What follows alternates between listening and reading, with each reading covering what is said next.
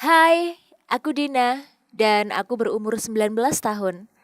Sebulan yang lalu, aku mengetahui bahwa aku dibeli seharga 3 juta dolar. Begini ceritanya. Aku tinggal di sebuah rumah besar dengan seorang pria, namanya Jim. Dia berusia 36 tahun, sangat kaya dan bukan ayah kandungku. Dia menjadi waliku ketika aku berusia sekitar 5 tahun. Aku tidak ingat orang tuaku. Jim memberitahuku bahwa dia mengambil aku dari sebuah panti asuhan. Ayah, maksudku Jim, punya beberapa teman dan aku cukup baginya. Benar saja, dia tidak suka ketika aku memanggilnya ayah. Dia selalu memintaku untuk memanggilnya dengan nama saja. Aku dan Jim hidup seperti keluarga pada umumnya. Sampai saat ulang tahunku yang ke-18, sampai suatu malam, aku melihat ia duduk di samping tempat tidurku. Dia hanya menatapku ketika aku sedang tidur. Kemudian, dia menjadi sangat malu ketika dia tertangkap basah sedang memperhatikanku dan pergi tanpa penjelasan. Pagi berikutnya, ia melarang untuk memanggilnya ayah karena kami tidak mempunyai hubungan darah. Dia terlihat ingin mengatakan hal lainnya, tetapi berhenti dan tetap tidak mengatakan apa-apa. Sejak itu, hubungan kami menjadi tegang. Meskipun begitu, Jim selalu baik dan penuh kasih sayang kepadaku. Hanya sekali aku melihat kemarahannya. Itu terjadi sekitar 6 bulan lalu, ketika Mike muncul di gerbang rumah kami. Seorang pria yang mengobrol denganku selama beberapa bulan, tetapi belum pernah bertemu di kehidupan nyata. Jim memberitahu para penjaga untuk tidak membiarkannya masuk, dan aku diharuskan pergi sendiri ke Mike. Dia kembali dengan raut wajah sangat marah dan melarangku untuk bertemu dengan Mike lagi. Di keesokan pagi, aku bahkan tidak dapat menemukan akun Mike dimanapun. Tampaknya akun itu telah menghilang. Terkadang rekan bisnis Jim datang. Di salah satu malam, aku menemukan sebuah fakta. Ada 5 orang yang nongkrong pada malam itu.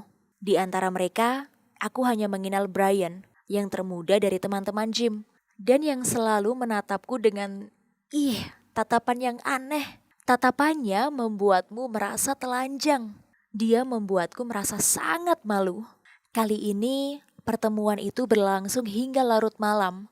Dan ketika semua orang berada di kantor, aku pergi ke taman. Aku membalikan badanku saat mendengar langkah kaki. Aku melihat Brian dan mencium aroma whisky yang kuat. Dia sangat mabuk dan berbicara omong kosong. Dia menyentuh tanganku, atau rambutku, atau pinggangku. Ketika aku mencoba untuk pergi, dengan agresif dia menarikku ke dalam pelukannya. "Kamu berpura-pura menjadi siapa?" Dia berkata. "Aku tahu segalanya tentang kamu dan tentang Jim. Si bodoh itu membelimu seharga 3 juta dolar dari si gila itu. Hei, mungkin aku juga akan membelimu. Coba, sebutkan hargamu." Aku menatapnya dalam, karena tidak mengerti. "Percayakah kau padaku?" Dia melanjutkan. "Ini, kuberikan sebuah nama dan alamat untukmu. Pergilah dan bertanya pada dirimu sendiri." "Hei, tunggu. Mengapa aku memberitahumu?" "Kamu mungkin cantik, tetapi jelas kamu sama gilanya." Lalu Brian berjalan terseok-seok ke arah rumah. Sepanjang malam, kata-katanya mengalir di kepalaku. Aku ingat setiap kalimatnya, nama yang ia teriak ke wajahku, dan alamatnya. Keesokan harinya, ketika Jim pergi, aku pergi ke terminal bus. Jika aku tidak salah, hanya 1 jam jarak bus memisahkan saya dari igauan seseorang yang mabuk. Atau kebenaran mengerikan yang dikatakan Brian kepada saya. Sesampainya di sana, aku melihat sebuah rumah tua. Rumah itu tampak ditinggalkan. Tetapi ketika aku mengetuk pintunya, ada seseorang yang menjawab.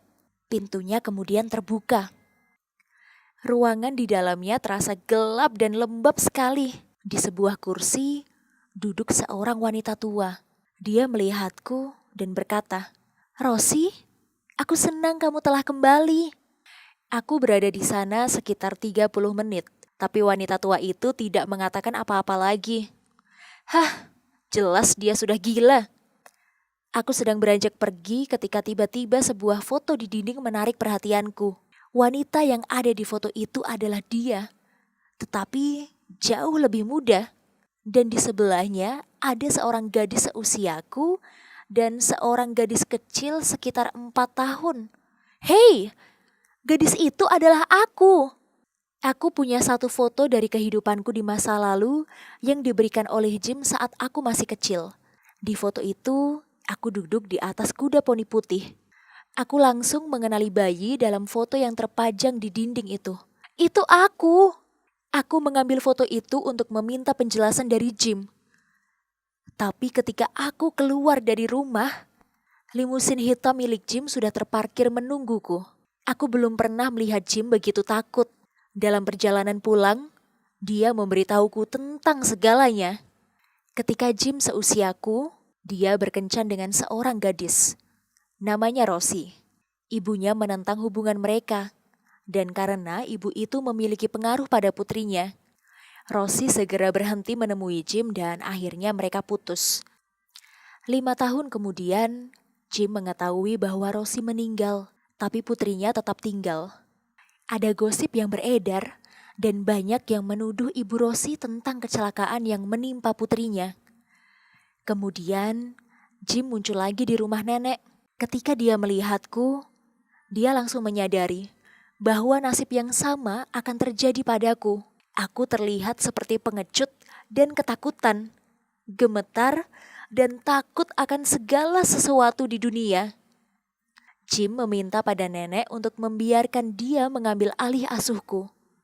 Nenek hanya tertawa dan mengatakan pada Jim bahwa dia ingin $3 juta untuk mengakhiri semuanya dan tidak mau lagi melihat Jim. Beberapa bulan kemudian, Jim kembali datang dengan membawa uang. Jim membawaku pergi dan menanyakan banyak pertanyaan agar aku mampu menghilangkan ingatan buruk yang terjadi di masa lalu. Jadi aku tumbuh besar dan semakin mengingatkan Jim pada Rosinya, baik dalam penampilan maupun karakter. Jim tidak pernah menginginkan ini terjadi, tapi dia tidak dapat melakukan apa-apa tentang perasaannya. Jim sangat mencintaiku sebagai seorang ayah akan mencintai putrinya. Sepertinya aku merasakan sesuatu yang berbeda terhadap Jim. Tapi Jim berusia 36 dan aku baru 19 tahun. Dan aku tidak tahu harus berbuat apa. Apa yang harus aku lakukan? Tetap tinggal dengan Jim? Atau pergi untuk memulai kehidupan yang baru? Tuliskan di kolom komentar apa yang akan kamu lakukan jika kamu berada di posisiku ya.